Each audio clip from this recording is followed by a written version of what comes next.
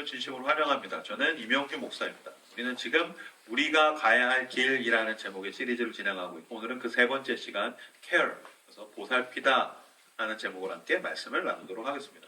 2024년의 첫 주일입니다. 제가 여러 번 반복해서 아시는 분들도 계시겠지만 저는 사실은 새해 복 많이 받으세요라는 인사는 뭐 관용구로 할 수는 있지만 그렇게 마음 깊이 좋아하지는 않습니다. 왜냐하면 저는 24살에 예수 그리스도를 믿고 저는 제 인생에 받을 수 있는 모든 복을 다 받았다라고 믿는 사람입니다. 저는 하나님의 아들을 가졌기 때문입니다. 그래서 제가 좋아하는 인사는 그 창세기 12장에 있는 그 하나님께서 아브라함에게 말씀하신 너는 복이 될지라. 그치. 나는 복을 받아야 되는 사람이 아니라 하나님이 나를 복으로 세우셨지. 그래서 나는 더 많은 사람에게 복이 되기를 늘 마음 먹는 새해입니다. 그래서 여러분들도 그걸로 함께 좀 인사하셨으면 좋겠어요. 자, 앞뒤적으로 인사하시죠. 당신이 복입니다. 당신이 복입니다. 믿습니다. 당신을 통해 더 많은 사람이 복받게 될 겁니다. 복받게 될 겁니다. 복받게 될 겁니다. 우리 교회는 이런 겸손한 인사 잘 못하는 것 같아요. 자, 바꿔서 얘기할까요? 자, 넌 좋겠다. 나 때문에 복 받을 거야. 자, 앞뒤적으로 인사하시죠. 넌 좋겠다. 나 때문에 복 받을 거야. 내가 볼게요. 복인 줄 알아. 복인 줄 알아. 내 옆에 앉다니 복인 줄 알아. 약간 우리 교회가 담임 목사를 닮아서 약간 이런 시건방진 인사를 좋아하는 것 같아요. 어쨌든 오늘 care, 그래서 보살피다라는 제목을 함께 말씀 나누겠습니다. SNS에서 보면 요새 이제 뭐 인스타그램이나 페이스북이나 이런 데 보면 이제 밈이라는 단어를 볼 수 있습니다. 밈이라는 게 뭐냐면 이제 뭐 사진이나 짧은 영상을 계속해서 복제하는 겁니다. 그래서 조금씩 패러디를 하면서 같은 영상이 돌아가는 걸 이제 밈이라고 이야기를 합니다. 이 밈이라는 단어를 제일 먼저 쓴 사람은 그 무신론자하면서 진화 생물학자로 유명한 리차드 도킨스가 이기적인 유전자라는 책에서 제일 먼저 썼습니다. 이게 무슨 말이냐면 이제 유전자의 가장 큰 특징은 뭐냐면 자기 복제라는 거예요. 그러니까 유전자는 계속해서 지 같은 걸 만들어내고 싶어 한다는 거예요. 그래서 이제 사람들은 번식하고 싶어 하는 거죠. 그게 유전자의 특징인데 이거는 생물학적으로만 있는 게 아니라 사람은 문화적으로도 지 같은 걸 계속 만들어내고 싶어 한다는 거예요. 그래서 결국에는 생물학적으로든지 문화적으로든지 모방하고 싶고 모방하게 하고 싶은 욕구가 모든 사람에게 있다. 그래서 이 밈이라는 단어는 모방이라는 뜻의 그리스어인 밈엠에다가 유전자, 진을 섞어서 만든 단어가 이제 밈입니다. 그러니까 뭐 쉽게 얘기하면 그런 겁니다. 무언가를 모방하는 거, 그리고 모방하게 만들고 싶은 거는 인간의 어떤 본성 같은 거라는 겁니다. 근데 이제 리차드 도킨스는 대표적인 무신론자니까 그건 그냥 유전자에 이게 있는 거야. 그냥 그건 번식의 욕구야 라고 이야기하겠지만 제 생각은 다릅니다. 그 모방하고 싶고 모방하게 만들고 싶은 그 욕구는 사실은 하나님이 그렇게 인간을 창조하실 때 세팅한 것입니다. 성경에서 하나님께서 사람을 만드실 때 뭐라고 하셨습니까? 하나님의 형상대로 만들었다고 이야기합니다. 무슨 뜻입니까? 사람은 하나님의 밈입니다. 하나님은 당신을 하나님의 형상대로 만들었습니다. 그래서 그 성품, 그 성향, 그 성격, 사랑, 여러 가지 것들이 사실 우리는 하나님을 닮았습니다. 사람은 하나님의 밈입니다. 근데 이제 문제가 생겼습니다. 하나님의 밈으로서 살아가던 자들이 죄를 지어서 그 죄로 인해서 하나님으로부터 어긋났습니다. 그래서 우리는 하나님의 밈이고 하나님의 밈을 만들어내야 되는데 우리는 이제부터 죄인의 밈을 만들어내기 시작합니다. 죄의 밈, 죄인의 밈을 계속해서 세상 가운데에 복제하면서 퍼뜨리기 시작합니다. 그래서 결국에는 이 세상이라는 CPU가 바이러스로 전염됐다는 뜻입니다. 그래서 이것을 구원하고 회복하기 위해서 하나님의 아들이 인간으로 직접 오셨고 죄와 사망의 권세를 이기시고 부활하셔서 우리에게 구원을 주셨을 뿐만 아니라 주님이 원하신 게 뭘까요? 다시 우리가 하나님의 밈이 되는 겁니다. 다시 하나님의 형상대로 사는 것입니다. 하나님을 모방하고 그 하나님을 닮은 하나님의 밈으로서 세상을 모방시키게 만드는 것이 바로 하나님의 뜻이라는 것입니다. 하나님은 우리를 하나님의 형상대로 만드셨고 우리는 하나님의 밈이라는 겁니다. 사실 제가 지금 쉽게 말씀드리고 싶은 건 뭐냐면은 그래서 우리 안에 뭐가 있습니까? 모방 욕구가 있습니다. 모방하고 싶고 또 모방시키고 싶습니다. 아마 여러분들은 지금 무언가를 굉장히 모방하고 따라가고 있을 겁니다. 뭐 옷을 살 때 내가 떠올리는 어떠한 모양을 모방하는 거죠. 뭐 먹는 것도 야 누가 이거 먹었대 모방하면서 먹는 거죠. 누가 여기 여행 갔대 모방하면서 가는 거죠. 미의 기준, 행복의 기준, 삶의 기준 우리는 끊임없이 내가 보고 듣고 영향받은 것을 모방하려고 합니다. 내가 모방할 뿐만이 아니라 우리는 누군가가 나를 모방하게 만들기를 모방시키고 싶습니다. 그렇죠? 그래서 사실은 요새 보니까 지난주에도 한 커플을 이렇게 한 형제를 이렇게 신방을 했는데 이제 연애를 시작했다는 거예요. 봤는데 너무 닮았어요.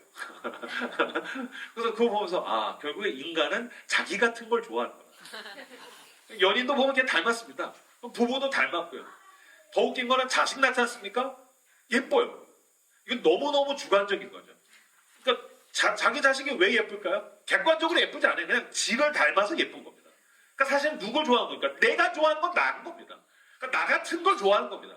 그래서 사람들이 열심히 해가지고 성공하면 뭐합니까? 자서전 쓰고 성공담하고 나 따라 해봐요. 요렇게 아이 참 재미있다. 애들도 맨날 그 노래 부르는 거는 나를 모방시키고 싶은 겁니다. 그러니까 우리는 누군가를 모방하고 모방시키고 싶고요. 이거는 하나님 나라에도 그대로 적용됩니다. 자, 에베소서 4장 13절 말씀 같이 에베소서 4장 13절 말씀 같이 읽겠습니다. 시작.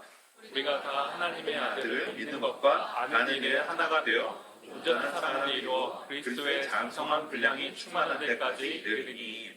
하나님 원하시는 것은 우리가 예수를 믿고 구원받았으니까 이 땅에서 그냥 네 욕구대로 욕망대로 여기저기 흔들리면서 살아가 아니고 너에게 목표가 있다. 너에게 목적이 있다. 넌 그리스도의 장성한 분량까지 가야 된다. 너를 지으신 하나님의 밈으로서 너는 이제 하나님의 형상을 닮아가야 된다. 너를 구원하신 예수를 흉내내고 예수를 모방하고 예수를 추구해서 넌 그리스도의 예수의 장성한 분량까지 넌 나가야 된다. 예수를 닮아가야 된다는 것입니다. 예수를 닮아가는 뿐만이 아니라 예수를 닮은 우리를 닮게 만들어야 된다는 것이 바로 오늘의 본문입니다. 자, 마태복음 28장 19절 20절 말씀 같이 읽겠습니다. 시작. 그러므로 너희는 가서 모든 민족을 제자로 삼아 아버지와 아들과 성령의 이름으로 세례를 베풀고 내가 너희에게 분부한 모든 것을 가르쳐 지키게 하라. 볼지어다 내가 세상 끝날까지 너희와 항상 함께 있으리라 하시니라. 네. 너희는 가서 모든 민족을 제자로 삼아. 지난주에 살폈죠. 제자는 무엇입니까? 예수 그리스도를 배우는 것입니다. 배울 뿐만 아니라 그분과 동행하고 함께하는 가운데 그분을 닮아가는 자들이 그리스도의 제자입니다. 근데 여기서 끝나는 게 아니고 우리는 또 나를 닮은 제자들을 만들어내야 된다는 것입니다. 그것을 위해서 주님이 우리를 지금 보내시는 것입니다. 우리를 보내셔서 내가 너에게 분부한 모든 걸 가르쳐 지키게 해라. 가르치고 지키게 해라. 무슨 뜻입니까? 내가 예수를 닮아서 예수의 제자가 됐고 이제 나를 닮은 제자들을 가르치고 지키게 해서 나를 모방하게 만들어야 된다라고 이야기한 것입니다.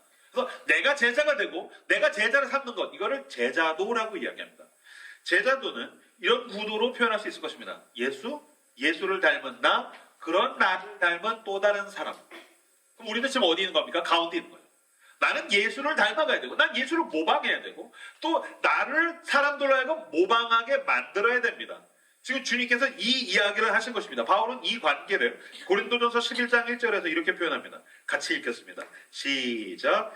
내가 그리스도를 본받는 자가 된 것 같이 너희는 나를 본받는 자가 되라. 네. 세상에 이렇게 심플하게 표현할 수가 없죠. 내가 그리스도를 본받는 자가 된 것 같이 너희는 나를 본받아라. 그래서 사실 우리에게는 양쪽 팔은 한 손으로는 예수 그리스도를 붙드는 것입니다. 난 예수를 본받고 예수를 닮아가고 예수를 모방해야 됩니다. 그럼 여기서 끝나는 것입니까? 아닙니다. 다른 한 손으로는 죄인을 붙들어야 됩니다. 믿음이 없는 자를 붙들어야 됩니다. 복음이 없는 자를 붙들어야 됩니다. 그 사람을 붙들고 넌 나를 본받아라. 내가 주님을 본받고 넌 나를 본받아라. 그래서 그 양쪽을 붙들고서 씨름하며 가는 사람들을 그리스도인 또한 그리스도의 제자라고 이야기합니다. 그러니까 그리스도의 제자는 무엇입니까? 그리스도를 닮아가고 나를 본받게 만들기 위해서 내가 가지고 있는 모든 수단과 방법을 사용하여서 하나님께 쓰임받는 사람이 그리스도의 제자입니다. 제가 여러 번 얘기하지만 저는 사실은 목사이기 전에 그리스도인입니다. 제가 가장 좋아하는 말은 그리스도인이고 그것 못지않게 중요하게 여기는 단어는 그리스도의 제자입니다. 이걸 잘하기 위해서 나는 목사를 하는 겁니다. 그러니까 나는 목사로서 은퇴하게 되겠죠? 그럼 나는 목사로 죽는 게 아닙니다. 난 그리스도인으로 죽습니다. 제가 만약에 죽어서 장례식장에 가면 난 목사가 아닙니다. 성도라는 말을 난 더 좋아합니다. 난 예수 그리스도의 십자가의 은혜로 구원받는 거지 내가 목사 한 수를 받아서 구원받는 게 아니기 때문입니다.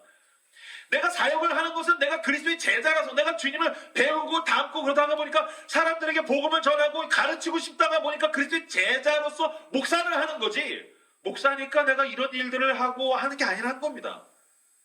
여러분에게 질문하겠습니다. 당신은 그리스도의 제자입니까? 지난주에 살폈듯이 당신은 날마다 주님 앞에 훈련하며 주님을 닮아가고 있습니까? 그런 가운데 오늘은 살피게 될 그 제자도에 대한 두 번째 이야기. 사람들에게 가르치고 분부하고 그래서 그들을 그리스도의 제자로 만들어가고 있냐라는 것입니다. 이게 왜 중요합니까? 예수께서 가장 중요하게 여기신 일이기 때문입니다. 예수께서 가장 중요하게 여기신 일이 제자 삼는 것이기 때문입니다. 그분의 포커싱은 무서울 정도로 제자들에게 있었습니다. 예수님이 2000년 전에 이 땅에 오셨습니다. 그분이 학자들 한 33년 살았다라고 이야기하죠. 30살 때까지는 그냥 개인적인 삶을 살았습니다. 겉으로 봤을 때 드러난 일이 별로 없지만 그러면 아무것도 안 한 겁니까? 그렇지 않습니다. 그분은 죄 없이 오셨고 그분은 신실한 하나님의 말씀을 지키는 온전한 하나님의 형상으로 30년을 살았습니다. 그리고 30이 넘어가면서부터는 그냥 본인만 하나님의 말씀대로 의로운 삶을 살 뿐만이 아니라 이제는 세상을 구원해야겠다라는 공적인 사역을 시작하셨습니다. 이거를 공생애라고 이야기합니다. 그래서 개인적인 삶이 아니라 이제 공적인 삶을 사셨다. 이때 공적인 삶을 살 때에 막 병자를 고치고 귀신을 내쫓고 온 동네를 다니고 제자를 부르시고 물 위를 걷고 떡을 떼서 먹이고 결국에는 예루살렘에 오셔서 고문을 당하시고 신문을 당하시고 십자가에 못 박혀서 죽으셨다가 다시 부활하셔서 제자들을 찾아가시고 여러 가지 일이 있는데 사실 예수님의 일은 무서울 정도로 제자들에게 포커싱 되어 있습니다. 병자들을 왜 고쳤습니까? 제자들을 보라고 고친 것입니다. 물론 그 사람들도 고쳐준 것이지만 군중에게는 설교를 하셨지만 그건 비유는 누구에게만 풀어줬습니까? 제자들에게만 비유를 풀어줬습니다. 수많은 사람 가운데서 12명만 제자로 부르셨습니다. 배를 타고 떠나갈 땐 군중을 외면하고 제자들만 데리고 가셨습니다. 그리고 능력을 줘서 70명의 제자들을 파송하셨습니다. 다시 모으셔서 데리고 다니셨습니다. 그러다가 십자가에서 죽으실 땐 제자들은 다 도망갔습니다. 예수님이 부활하신 다음에 누구 찾아갔습니까? 제자들을 다시 부르십니다. 그리고 지난주에 살폈다시피 제자들은 40일 동안 말씀으로 훈련시키시고 승천하시면서 기도해라.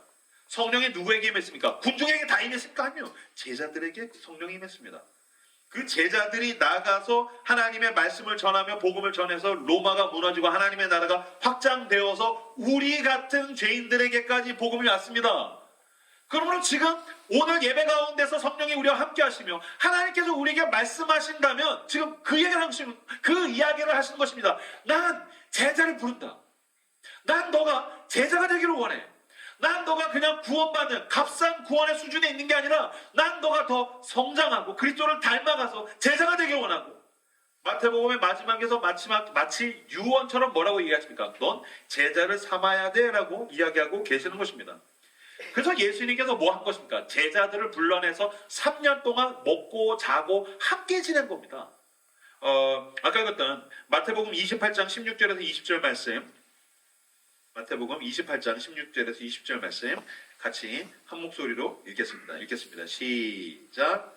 열한 제자가 갈릴리에 가서 예수께서 지시한 산에 이르러 예수를 배웠고 경배하나 아직도 의심하는 사람들이 있더라. 예수께서 나와 말씀하여 이르시되 하늘과 땅의 모든 권세를 내게 주셨으니 그러므로 너희는 가서 모든 민족을 제자로 삼아 아버지와 아들과 성령의 이름으로 세례를 베풀고 내가 너희에게 분부한 모든 것을 가르쳐 지키게 하라. 올시어다 내가 세상 끝날까지 너희와 항상 함께 있으리라 하시니라. 이걸 이명규 버전으로 바꿔서 좀 자세하게 제가 써봤습니다. 이런 겁니다. 예수님이 말씀하신 거예요. 내가 십자가를 통해 완성했다. 구원을 완성했다. 내가 끝냈다. 사탄의 머리가 박살났다. 내가 구원을 완성했다. 그러니 이제는 너희가 가서 제자 삼아라. 모든 능력은 내가 부어주마. 그리고 내가 함께 해주마. 이 놀라운 일을 내가 제자인 너희들에게 맡긴다. 나는 사실은 이 일을 너희에게 맡기기 위해서 3년 동안 너희와 함께 한 거야. 그러니까 하나님이 왜 인간으로 오셨습니까? 하나님의 아들이 인간으로 오셔서 하신 일을 두 가지로 나누자면 첫 번째는 십자가고 두 번째가 제자도입니다. 우리가 십자가에 대해서 많이 알아요. 그분이 십자가에서 죽으셔서 죄인들을 위해서 대신 죽으셨고 죄와 사망의 권세를 이기시고 부활하셔서 구원하셨지. 십자가에 대해서 그래도 복음주의적인 그리스도인들이 많이 아는 것 같아요. 근데 나머지 한 축을 잘 몰라요. 이건 뭡니까? 제자도입니다. 그분이 십자가로 구원을 완성하신 다음에 이 복음을 전하는 일을 누구에게 맡기셨습니까? 제자들에게 맡기셨습니다. 그래서 제자들을 키우기 위해서 3년 동안 먹고 자고 지내고 병자를 고치는 걸 보여주고 설교하는 걸 보여주고 비유를 가르치고 수많은 일들을 통해서 이 제자들을 키우신 겁니다. 그러니까 예수님의 포커싱은 제자들에게 있는 거죠. 그리고 이제 됐어. 내가 너네를 보낼 거야. 그래서 가서 너네가 제자 삼아라. 내가 너희를 위해서 3년 동안 이렇게 한 거야. 너희를 사랑했고 섬기고 배신당하고 다시 찾아갔지. 제자 삼기 위해서 그런 거야. 내가 너희를 제자 삼은 것처럼 너희도 가서 제자 삼으라 라고 주님께서 우리에게 말씀하신 것입니다. 예, 여러분, 우리의 목적은 사람입니다. 묻겠습니다. 구원받은 그리스도인이 왜 이 도시에서 살아야 됩니까? 여러분은 그런 생각 안 합니까? 구원받은 그리스도인이 물론 여기서 돈 벌어먹고 뭐 재밌는 일들도 많고 뭐 시골보다는 서울이 좋고 도시가 좋고 해서 살겠지만 사실은 제일 좋은 건 천국이잖아요. 그럼 구원받았으면 천국 가야 되잖아요. 왜 당신은 그 지리멸렬한 일상을 영위하고 왜 남들보다 더 열심히 살려고 노력을 하고 남의 뭔가를 소유하고 나에게 재능이 있고 왜 사냐고요? 나를 위해서 사는 게 아닙니다. 우리의 목적은 누군가를 또 다른 누군가를 구원에 이르게 하도록 누군가를 살리도록 누군가를 회복하도록 우리의 목적은 또 다른 사람에게 있다는 겁니다. 주님이 그 사람을 제자 삼으라고 우리를 지금 보내시고 계시다라는 것입니다. 그럼 이제 우리는 이야기하겠죠. 아, 목사님 뭐 이제 제자 삼으라 이런 말 저도 교회에서 몇 번 들어봤는데 제가 교회에 신앙을 다시 회복한 지가 10년 만에 일어난 일입니다. 교회 나온 게 5년 만이에요. 저는 신앙 훈련을 받은 적이 없어요. 전 뭐 예수전도단 CCC 제자 훈련 저 이런 걸 받은 적이 없어요. 아는 게 많지 않아요. 아, 그러니까 나는 못할 것 같아요.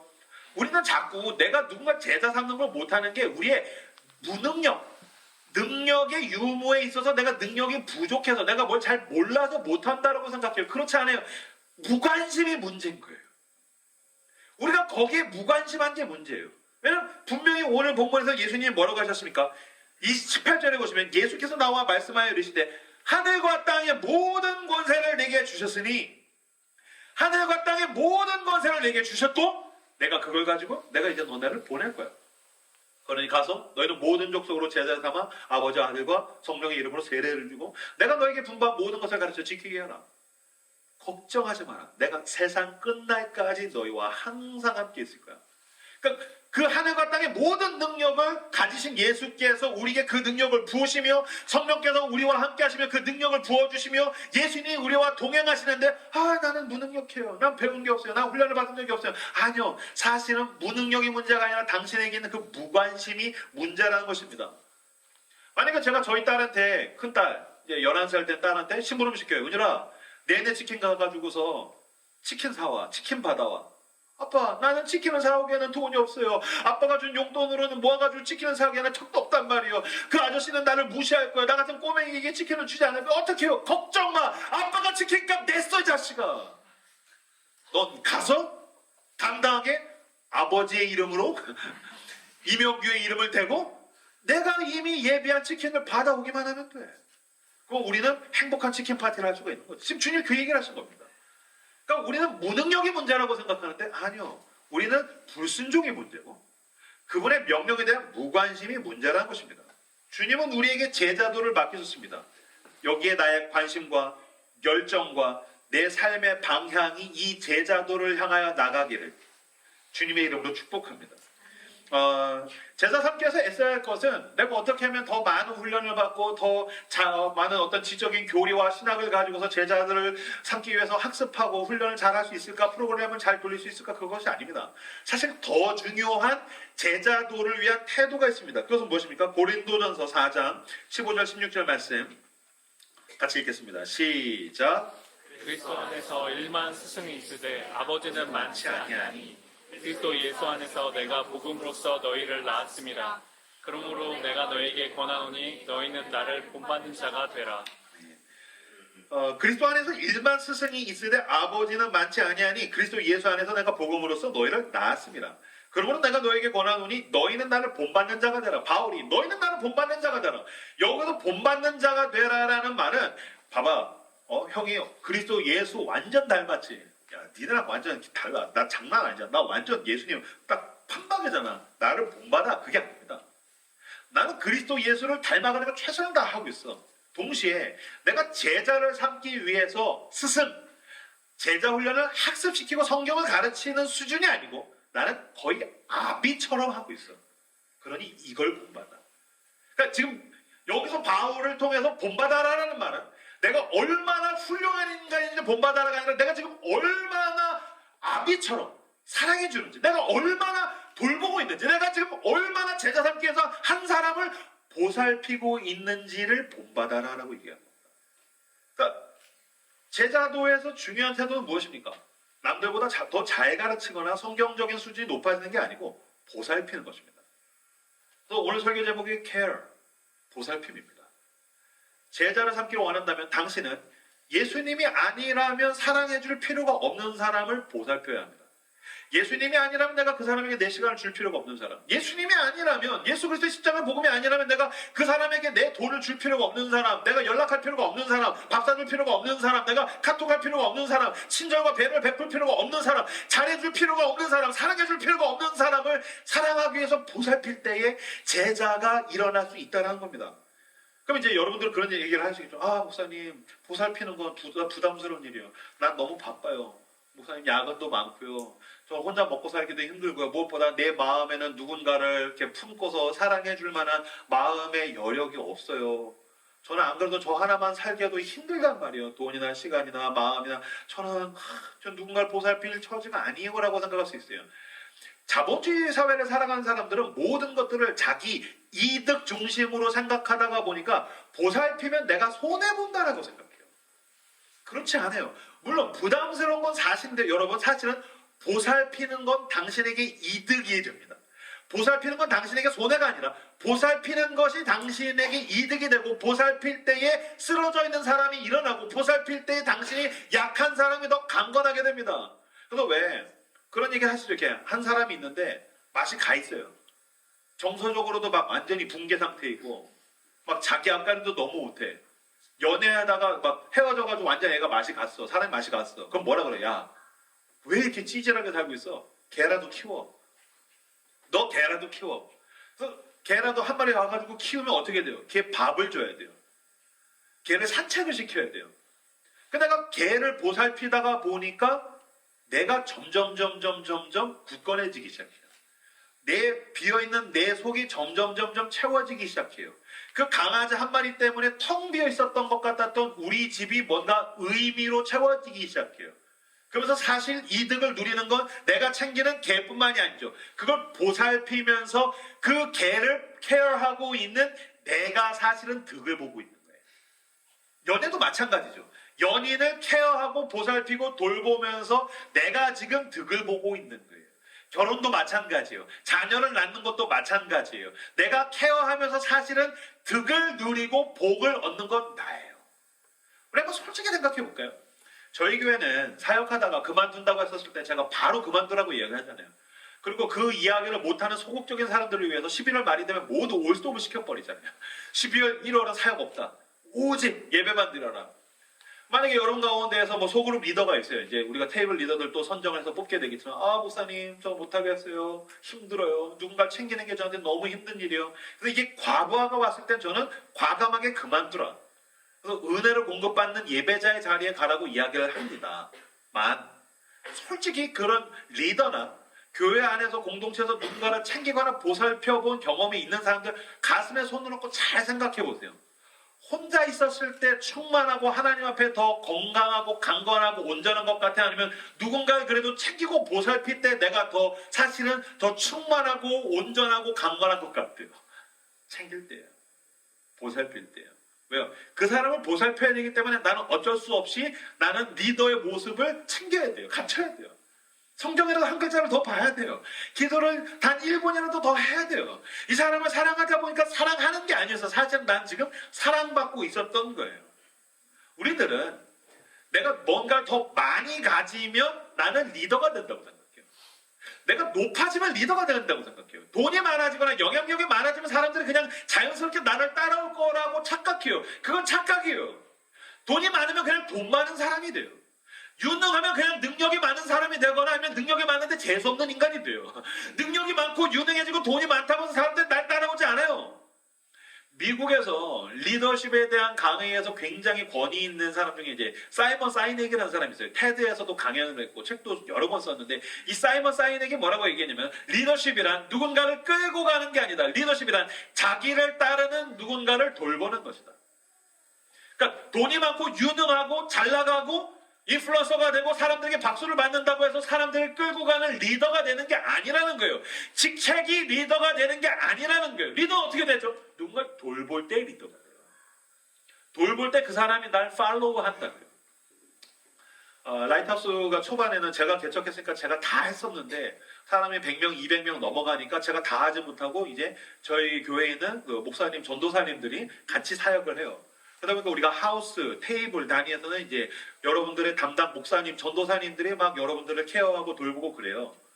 그러다가 이제 저도 어쨌든 같이 저희 성도니까 신방을 해서 이제 4시 예배에 있는 예배자들을 신방을 해서 막 얘기하다가 보면은 뭐 그런 얘기요. 뭐 우리 박성수 전도사님 너무 좋아요. 박성수 전도사님 때문에 진짜 너무 막 좋고 행복하고 막 그 칭찬을 막 해요. 우리 이은영 목사님 때문에 너무 은혜 받고 막 감동받고 막 그 얘기를 해요. 감히 담임 목사를 앞에 두고 건방지게 난 뭐야? 근데 어디 담임 목사 앞에서 막 그렇게 생각하지 않아요. 지금 나를 돌보는 사람을 그 사람은 팔로우하고 있는 거예요. 그 사람이 자기 마음속에 리더인 거예요. 여기 직장인들 직장 상사지만 그 사람이 당신의 리더는 아니잖아요. 그렇죠? 여기 대학생들 대학 선배라고 해서 요새 보니까 선후배끼리 서로 어색하게 존댓말 한다는 이야기를 듣고 제가 충격을 받았어요. 근데 선배라고 해서 그 사람이 나의 리더는 아니잖아요. 아마 저 같은 경험을 해본 분들이 있을 거예요. 대학에서 리더 어떤 사람입니까? 밥 사주는 사람이 리더죠. 밥 사주면 형이죠. 저에게서 형의 기준은 2가지입니다. 밥 사주거나 싸움을 잘하거나. 그러면 형이죠. 나이가 많다고 해서 네가 뭐 나보다 뭐 학교에서 기수가 네가 나랑 뭔 상관인데요. 밥 사주면 형님. 비싼 거 사주면 오 형님 말씀하소서. 그죠? 돌볼 때의 리더가 된다는 겁니다. 그러니까 지금 주님께서 우리에게 넌 제자 삼아라. 무슨 뜻입니까? 넌 가서 돌봐야 된다. 그 사람들을 케어해야 된다. 라고 주님께서 우리에게 지금 이야기하고 계신다는 것입니다. 누군가를 돌보고 보살필 때에 당신에게 리더십이 생깁니다. 이번 주에 적용하십시오. 당장 가서 밥 사주십시오. 떠오르는 사람을 전화하십시오. 그 사람을 붙들고 기도하십시오. 그 사람에게 친절한 배려 있는 카톡을 하십시오. 당신이 할 수 있는 그 사랑과 배려를 그 사람들에게 베풀어 주십시오.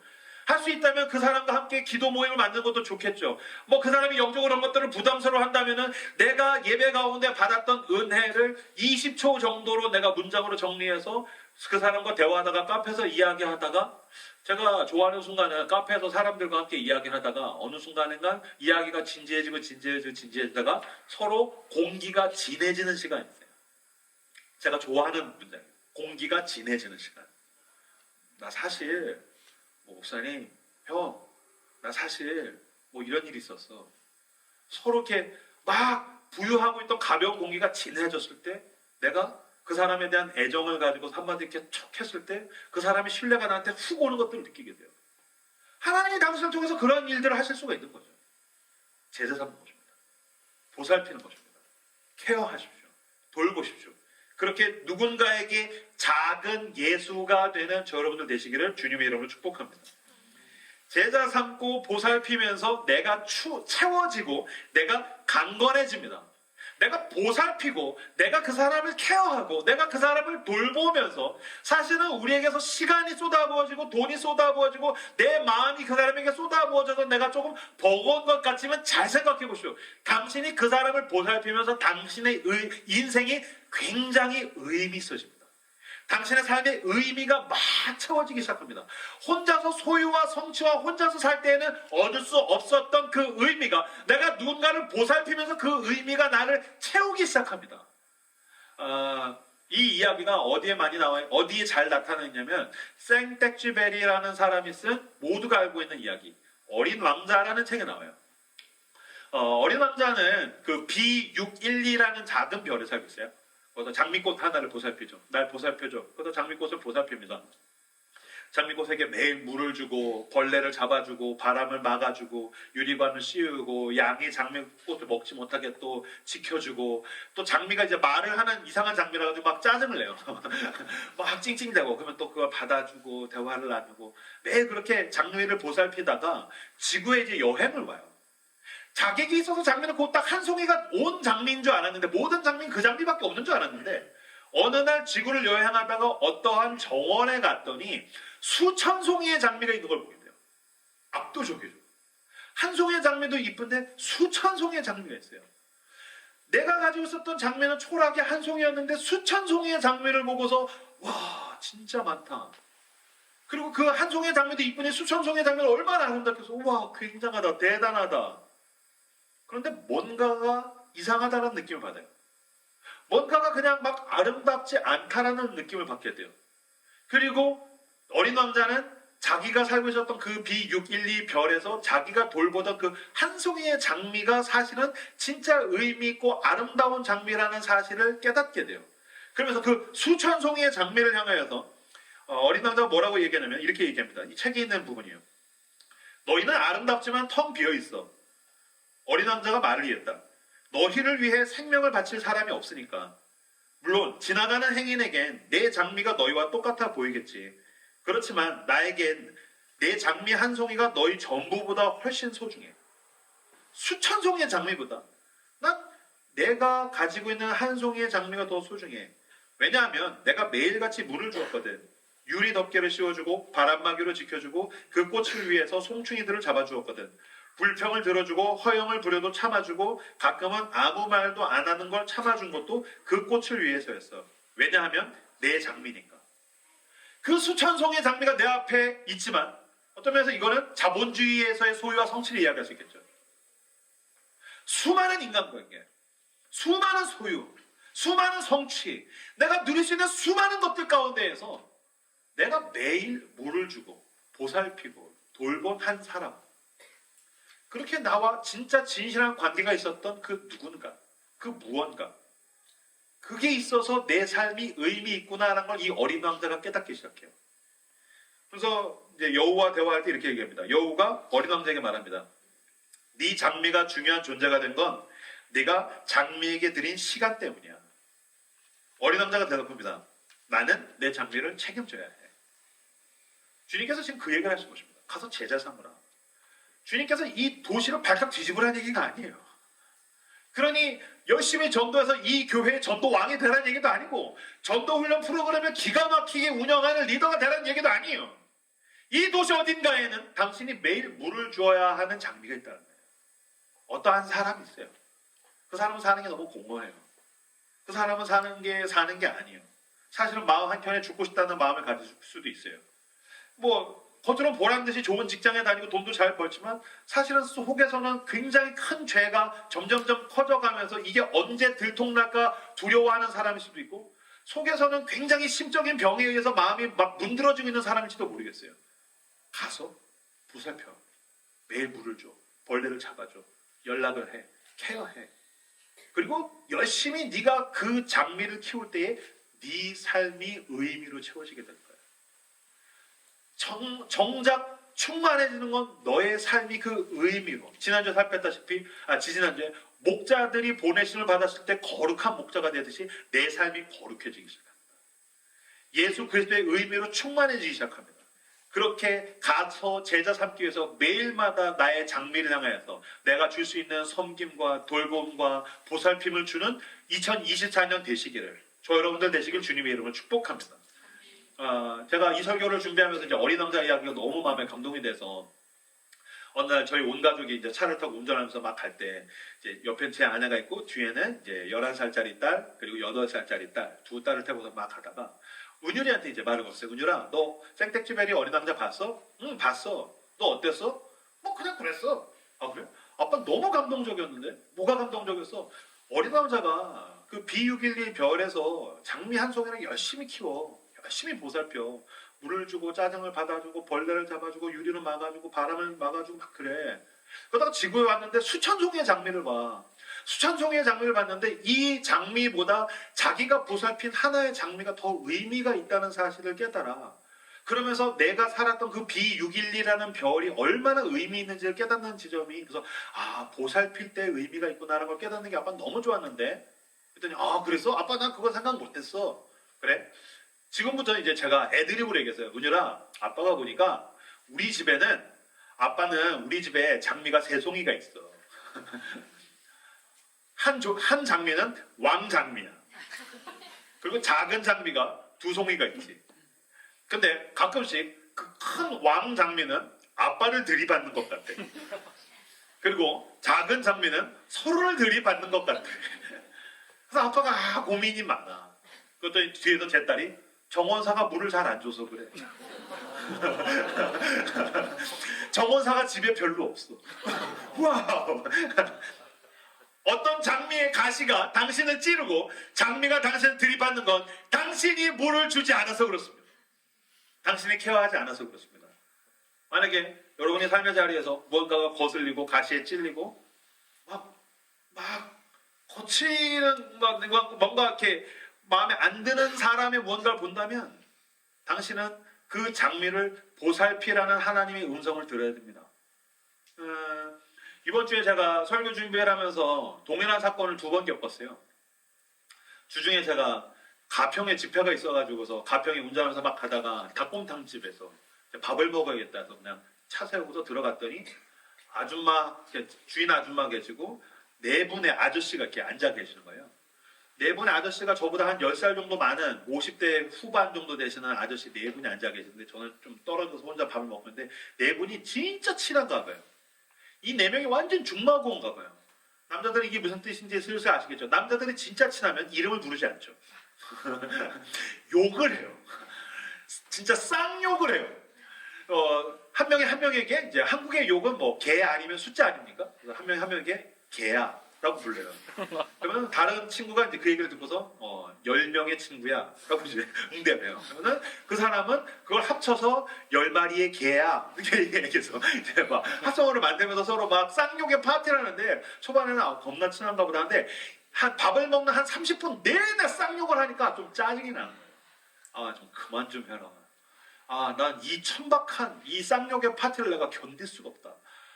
빨리 밥을 먹고 나가자. 그래서 제가 급하게 밥을 먹고 나갔어요. 나가면서 아줌마한테 계산을 하는데 계산을 하고 내가 나가고 나면은 이 욕하는 4명의 아저씨 외에 혼자 덩그러니 남겨진 이 아줌마가 너무 불쌍한 거예요. 그래서 문 열고 나가서 욕 좀 그만해라! 막 그러고 가니까 좀 이 아줌마를 도와줄 수 있는 방법이 없을까? 그 정도로 내가 이 아줌마 너무 불쌍한 거예요. 그럼 어쨌든 저는 이제 가평 가서 집회를 했어요.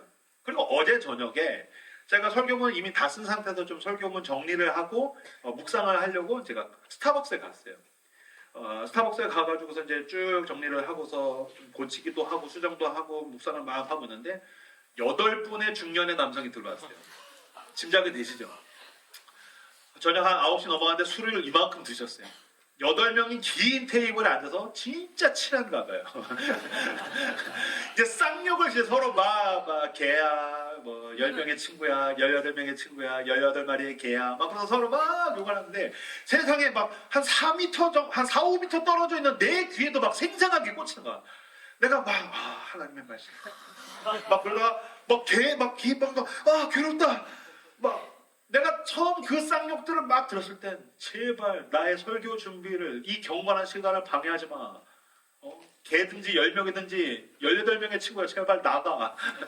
이 스타벅스를 나가. 내가 원하는 술집으로 가라고. 꺼져. 너는 나의 경건한 시간을 방해하고 있어. 나의 설교 준비 하나님의 말씀을 내가 증거해야 되는데 이걸 방해하고 있어. 주님 심판하시옵소서.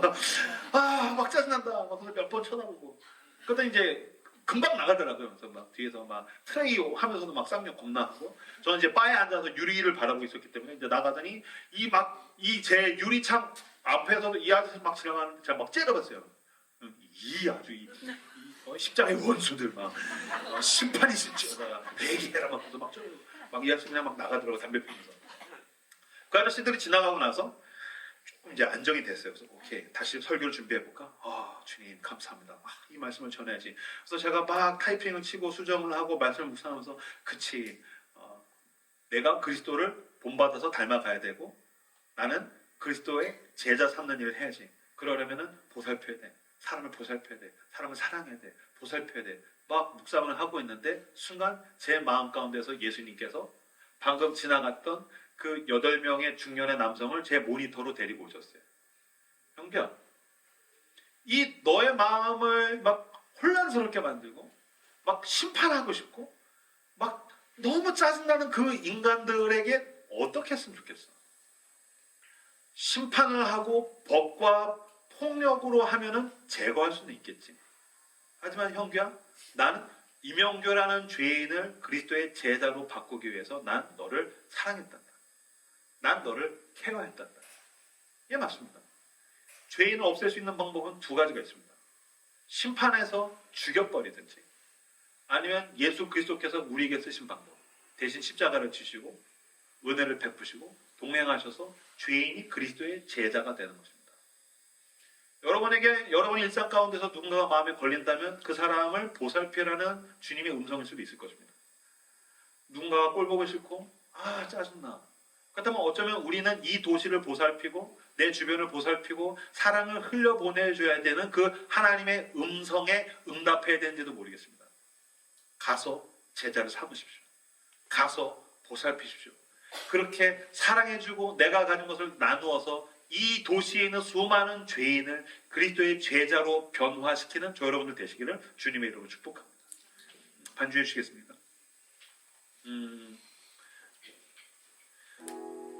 어떤 선교사가 제3세계에 있는 밀림 가운데 있는 원주민 마을로 선교를 갔답니다. 가가지고서 원주민들과 그 추장을 불러놓고 막 복음을 전했다는 거예요. 예수 그리스도께서 오셨다. 2000년 전에 인간으로 오셨다. 하나님께서. 그가 사람을 사랑하셨다. 그가 사람을 섬기셨다. 배고픈 자들에게 먹을 것을 주고 병든 자들을 치유해주고 그들을 발을 씻기고 죄인들을 용서하시고 결국엔 십자가에서 죽으셨지만 용서하시고 사랑하셨다. 막 복음을 전했다는 거예요. 복음을 전하고 났더니 그 추장과 그 원주민들이 이 선교사를 따라오라고, 자기들을 따라오라고 했대요. 그래서 왜 그러지? 막 따라갔더니 한 무덤가로 데리고 갔대요. 그래서 무덤 하나를 이렇게 가르치면서 여기 예수가 잠들어 있다 라고 얘기했다는 거예요. 여기에 예수가 잠들어 있다. 선교사 무슨 소리냐? 예수님은 2000년 전에 오셨고 지금 하나님 우편에 계시다. 아니다. 여기에 예수가 잠들어 있다. 무슨 뜻인가 했더니 이 선교사가 오기 전에 또 다른 한 선교사가 왔던 거예요. 그 전에 왔던 선교사는 입술로도 복음을 전했지만 가난한 자들에게 먹을 것을 주고 병든 자들을 고쳐주고 눈물 흘린 자들에게 위로해주고 자기가 가진 것들을 나눠주다가 누명을 뒤집어 쓰고 식인종들에게 죽임을 당했다는 거예요. 죽임을 당하면서도 끝까지 사랑하고 용서했다는 거예요. 사람들이 그 선교사의 무덤을 향해서 여기에 예수가 잠들어 있다. 이 말이 얼마나 마음이 뜨거웠죠. 여러분 가운데 직장 동료가 여러분을 보고 교회에서 그렇게 이야기하는 예수, 우리 회사에 작은 예수가 있다. 교회에서 입만 열면 떠들어대는 그 예수, 내 친구 중에 작은 예수가 있다. 우리 동네에 그 예수가 있다. 그렇게 살다가 내가 죽었을 때에 내 무덤을 향하여서 누군가가 여기 예수가 잠들어 있다. 주님, 내가 그렇게 작은 예수로 살게 해주십시오. 사랑이 필요한 사람, 복음이 필요한 사람, 도움이 필요한 사람, 우리를 필요한 자들에게 가서 주님, 내가 작은 예수가 되게 해주십시오. 보살펴서 그 사람도 나처럼 작은 예수가 되게 만드는 제자 삼는 일에 나를 사용하여 주시옵소서. 그렇게 주님 앞에 나의 삶을 헌신하며 나아가는 2024년 되시기를 주님의 이름으로 축복합니다. 오늘 우리에게 주신 말씀들을 붙들고 함께 기도하며 하나님 앞에 나아가도록 하겠습니다. 기도합시다.